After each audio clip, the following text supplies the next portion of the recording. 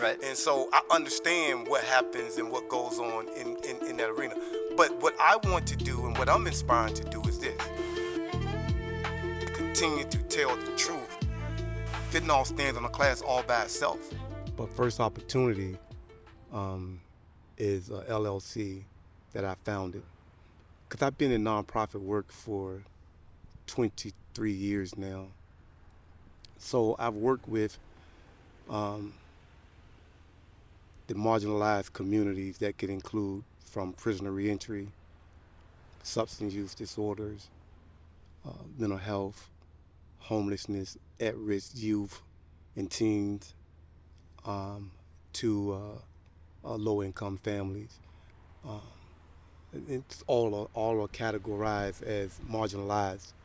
And so when I first got involved in working with nonprofit organizations, everywhere I have been in my whole journey, my 20-some years and plus, has been involving in housing, employment, education, and health and wellness. Right. And so those four pillars are what my work has been based around. Everything I've done has been around those four pillars per se, right? Okay, I gotcha. And so I have had the opportunity and the privilege, man, and I'm thankful for the journey, because my story is like a comeback story, man. Like, I was probably not expected to even be here. And to be honest with you, I didn't expect that I probably would be living to be 60 almost now. In my early 20s, man, I was on a path, man, of complete destruction, like nobody's business. What did that path entail? Is that something you are comfortable sharing? Give you a very, very brief snapshot, man. I made my own choices and decisions. Of course, man, I lost my mom at 9 years old. I had wonderful grandparents, man, hardworking, rooted, man, in spirituality, man. Even as a kid, my mother was, and, although I was 9, I still remember, man, some of the things that, as a 9-year-old, man, like the Ten Commandments, I had to watch that all the time, and Right. me and my siblings. And so I have a deep-rooted background, man, in Christianity, man, and so I strayed away, as I got older. The hurt, the pain, kind of led me in different directions, choices of my own, just like many other people that are growing up sometime without a father, and you're still looking for that father figure. And my grandfather, he was there, man, but we didn't have a whole lot of. My grandfather was a provider, but Right. but it's different than having a grandfather versus having a father who. My grandfather had already raised his kids, you know what I mean? Right. But I thank God, man, for for him depositing some things in me, But I made my own choices and decisions, man. Well, it's good to acknowledge these, I guess we would call them mistakes, with accountability. So that shows tremendous growth, and it seems like that growth is now transcended into a deeper purpose. So let's expand on that. All right. Right. So as a result of that journey, bad decision making, right? Poor choices, and looking for young people. We always want a quick something. Right. In my case, I started, I was, athlete, man. I was an athlete in school, but I liked the nice things. Right. Even had a job. But for some reason, I was drawn over to some of the things that I was exposed to, some of the things that I saw around me, just like most young men who don't have someone to say, hey, you better get back on this right side here. Right. When I was growing up, it wasn't like it is now where we would go and talk to young guys and kind of say, hey, man, I see what direction you're going. Most of the time it was, what we call old timers.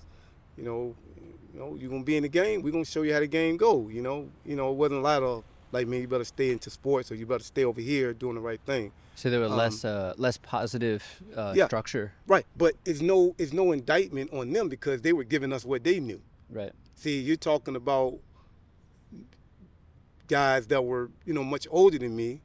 These guys was, considered real gangsters, man. They weren't no, guys that's out here, stealing cars. I'm talking, I was around guys, man, or got exposed to what we call real OGs. My uncle, man, was a real OG on the OG, right? So, a lot of things that I learned and saw as a young kid, man, didn't come from the TV. It didn't come from a book. Right. It came from a real life experience of having an uncle, man, who was, man, this figure, man, that that was well known and was a major hustler. Okay. And so that's what drew me, the pretty cars, the women, and the clothes, and the jewelry that I used to see. Young guy, growing up, you saw that. Yeah, it's easy to get misguided with distractions Right. like that. Sure. But like I said, I want to commend your level of accountability because I would say everyone that's making real change in life these days, that's a common theme I'm seeing, is a lot of times there were mistakes, a lot of times there were poor decisions, but that level of accountability just seems to birth that level of conviction to chase something for the betterment of other people. Right. So now it seems like you have your sights set on ending the fentanyl epidemic. Is that right? Yeah. Okay. So what steps are you? Well, I won't say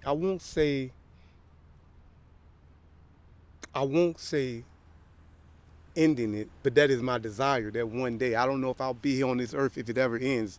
Okay. And based on history,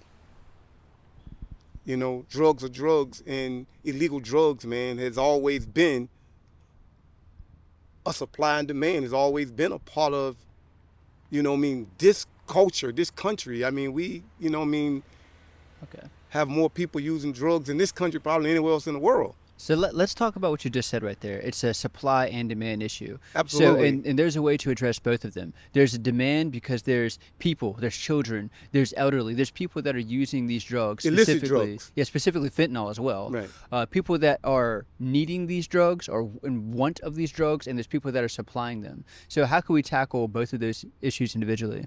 Well, again, I'm not claiming to be an expert in this field. Okay.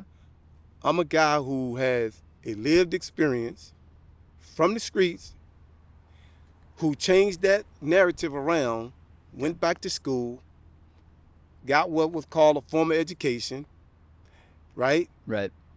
Who got exposure to being around different types of mindsets, different people from different walks of life, and then I'm merging the two together. Okay. So I know what the streets may be a little different than what it was when I was there, but guess what? It's a new face of it, but it's the same game. Okay. Right? Right. And so I understand what happens and what goes on in that arena. But what I want to do and what I'm inspired to do is this, is to continue to tell the truth to those that are willing to listen, Okay. to educate those who are willing to listen, Okay. to inspire those who are willing to listen. How do we get there? How do we do that? It's not me solely alone. I'm just one part of the puzzle of trying to speak to an epidemic, a crisis that we have in this country. In particular, seeing so many young people that are experimenting. These are not people that are living lifestyles of criminality, Right. right? Mm-hmm. We're talking about young people who are in college, middle school, high school. We're talking young people that have a whole life ahead of them that want to have a good time, and they're experimenting with drugs, Right.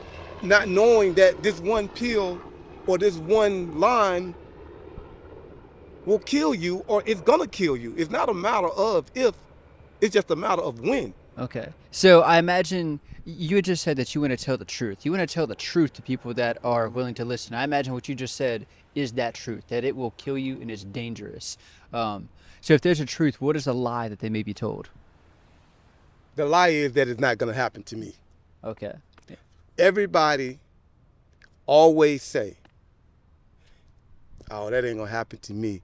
They didn't do it the right way, or they got the wrong dealer, or they got the wrong friends. Yeah. None of those things matter.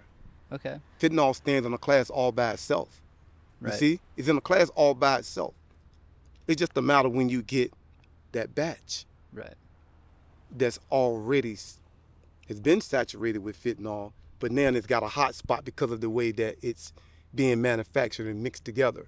Let's take a bag of sugar. You know how you pour a bag of sugar out, right? Right. Let's put a dye into that sugar, and you don't mix it really good, right? Right. And you got more of that red dye sitting over here Mm-hmm. than you got over here in this part of the sugar. Exactly. That's your hot spot Right. because it's not regulated.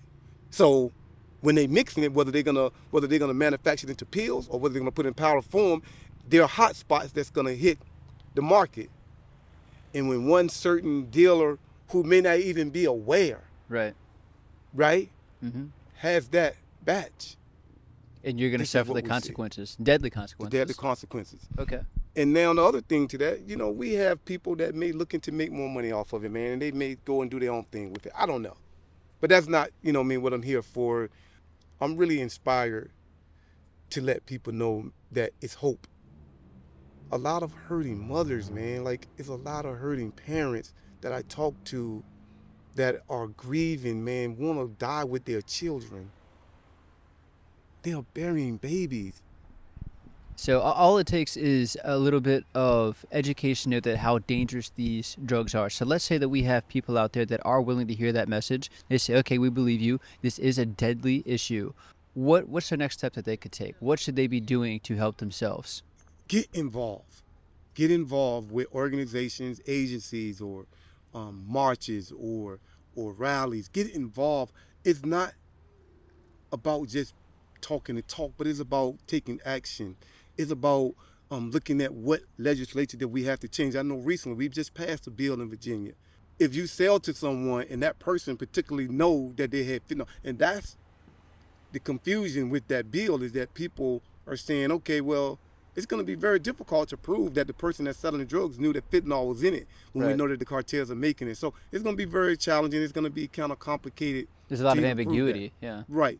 So I don't want to wait for them to figure all that part out.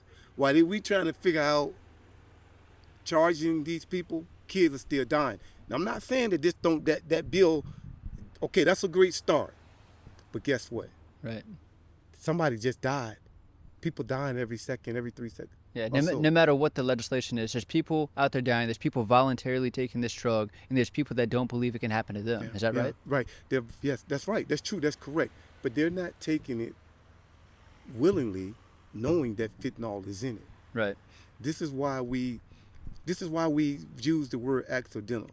No one sits down to the table, in my belief. I know people that's been using heroin, man, for 30, 40 years. Right. I grew up around guys, man. I've seen it. I've been at the table with this stuff, so I know in a whole different era. So I understand that people are not just sitting down and saying, okay, I got fentanyl today, let me go die. It's Right. not happening like that. You don't have young people that are in college studying to be, the next attorney or the next, Wall Street, They're not working that hard to go out and die taking a pill. That's not what they're doing. Right. We have other people that have taken into their own hands. So again, when we think about it was heroin that the same people that are playing around with fentanyl, right? If it was still heroin on the market, we wouldn't have, 70% of overdoses and people dying to fentanyl, because heroin that was not the numbers for heroin. Right. Sure, people died when heroin was on the street, but we didn't hear a record-breaking number. We didn't hear 200 people dying a day. Right. That didn't exist. Because so what's the real difference between heroin and fentanyl? You said it's 50 to 100 Well, times one is- stronger, right? Right. 50 times stronger than heroin and 100 times stronger than morphine. Wow. But the difference is this, is that it's all made in a lab. Right. So it's manufactured. So it's created by scientists or so-called scientists Right. that's not regulated. Again, fentanyl had or has a legitimate purpose Right. It can be useful. We said in to the hospitals. sedate people, right? Right, in the hospitals. It has a purpose in the hospital for whatever that's deemed to be used at. Fentanyl wasn't meant to hit the black market and take hundreds of thousands of people's lives Right. in such a short period of time, man, you know? For sure. Absolutely. And if that's not enough for us to be concerned, but my experience is people, sometimes we only care when it knocks at our back door. Right. But we, you know, We need to be proactive right now. This could happen to a loved one. This could happen to you. It could happen to someone close to Right. you right now. Right So now. we need to be paying attention to what's happening and really give the proper attention to this issue. right. So this is why education is important, right? Uh-huh. An example, a lady that I'm working with, she lost her son to fentanyl, Right. laced in weed, right? So Fentanyl was laced in the it was marijuana. completely unintentional. He wasn't even looking for fentanyl. Wasn't looking for fentanyl, was looking to have a good time with weed Okay. or cannabis, okay? He used it near a smoke shop, bam. I don't know where he purchased it from or whatever. He's in the street fighting for his life. Wow. Everybody walks by him, past him, and no one even stopped to even think about giving him Narcan because one, probably don't know about it sometimes, or they don't have access to it. It's not in their pockets. They're not. Everybody probably need a can of Narcan in their pockets these days, man. Because you never know when you're gonna come across someone, man, that's just had an accidental overdose. So I don't actually know how to use it or where to find it. So where do you find it and Good how question. can you use it? Very simple to use. Okay. Very simple to use, because Narcan is just really you administer it. You just really just, you know, it's a device that you're holding in your hand, a small device, and you squirt it up their nose. If that doesn't bring them around, the good thing about Narcan is that even if they're not having an overdose, Right. It's not. you're still not doing any damage to their body. Okay. That's the beautiful thing about it. It's not affecting them any kind of way. Let's say somebody's got another medical issue, and you give them Narcan. That doesn't affect them. Are there legal issues? Like, let's say you see someone that, you know, what if you're wrong? Can they wake up and sue you, or is there problems like that? Absolutely not. I think we have laws in place where you know, when you're protected. Where people are protected to be able to prescribe it. And this is why it's important for us to have more harm reduction stations. We need more people to have access to Narcan, testing scripts and those type of things. Some people are, you know, saying that continues to perpetuate the cycle or encouraging usage. It doesn't. It stops death. It stops death, Right. human life that can go on and do what I'm doing one day and come back and want to give back to the community, come back and want to give back to people to try to help provide prevention services and resources. So we have to continue to move in this direction of education, awareness, and also the last part to that is healing. Healing. We have people from all walks of life around the country who don't want to get out of bed in the morning, Right. who have been grieving their loved ones, children, husbands, wives, nieces, nephews. Very young people. So Very let's. young. I'd really like to double down on that as well. So if you've lost someone to this epidemic, the support hasn't ended for you. So we still want to be there to support you, even if your loved one has already passed away from this drug, from this epidemic, and perhaps your voice could also be helpful to others that are still in the fight. Yeah, well, that's, you know, one of the things now that because I get so many calls about loved ones who either have someone that's addicted to opiates and they live in fear. They live in constant fear. When am I going to get that phone call? I know my loved one used drugs. Right. I know they may be addicted to these opiates. When am I going to get that call? Sometimes I've had people say that they are petrified, they're terrified Right. that phone rings or law enforcement shows up at their door because they know that they have. And these are people that have been known to be, we're not talking about the young, some of our young people who have never, or people in general that have never experienced long-term substance abuse. Right. So because you have people that could easily be categorized as those that have had long-term substance abuse, and you probably could expect something may happen somewhere at some point in time with them. But let's talk about the population of people who are solely just that one time or that experiment time. It's real. These are the people that we have to continue to educate. Education for everybody, Right. but most certainly for people who think that I can still do this recreational thing. I can go get a Xanax pill from my homie Right. or from my sister here, friend, Because and it's over with. and the thing about it too is you don't have to die the first time for it to be bad. You could also form a habit or worse, an addiction, or just think, okay, since it didn't happen the first time, then you try the second or third or fourth time. We would hope that would be the narrative, but unfortunate in most cases, if a person is already addicted to opiates, it takes time to detox and get the substance out of their system. In most cases, if 3 days or more, you make them fully have it. But with these type of chemicals and with this fentanyl, that's a whole different look now. I don't know. I'm not a person that used, so I can't tell. But I do know from research and from study, it's shown that people are taking is a longer detox time with fentanyl than it was when people were just using straight heroin or just using, opiate pills or something. Wow. But it's not. Yeah, that's not the case anymore. Okay. Yeah. And so even after a person is detoxed, then comes the psychological effect. Because what started them to use in the first time Right. is what people start resorting back to that causes them to relapse anyway.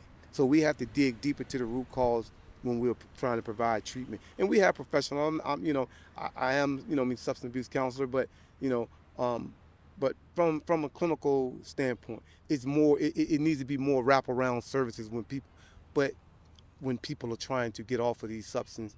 It's a very complicated matter to treat, very complicated. But there is hope because we have people walking around every day that have been formerly substance abusers that are now advocates like myself that are spreading the message. Man, it's hope after this. You may be a long-term user, but it's hope for you. Not alone the people that may have experimented for the first time. Pray to God that they make it and they don't OD and die on their first go. Yeah, well, it's been almost 30 some years since my journey with that. So I credit God, man. I credit God for just changing my life. Okay. Period. That's where I'm at. I've done a lot of things, so but I credit God. So. Well, that's a beautiful story. Is there? Would you like to wrap up with maybe a closing statement for anyone that may be listening? Yep. I would say that there's always hope after drugs. It's hope after experimenting. It's hope after whatever your story may be. But with that hope comes putting in the work. If you want a different result, you have to do something different. But this is a forever fight, and it's my hopes that people will continue to carry the message that I may be here, a person may be here today, but is a brighter side on the other side of that rainbow if they're willing to put in the work to get clean and stay clean and go back and give back. Because God has a better plan for every one of us. And his plan doesn't include people to be plagued and families to be hurting or people to be, out here without, having a future. And so that's my hopes and desires, man, is that we continue to spread this message. Thank you so much. Yeah. It's a beautiful message. Yeah. Appreciate you, brother. Thanks, man. Glad I met you, man. All right. Thanks, man.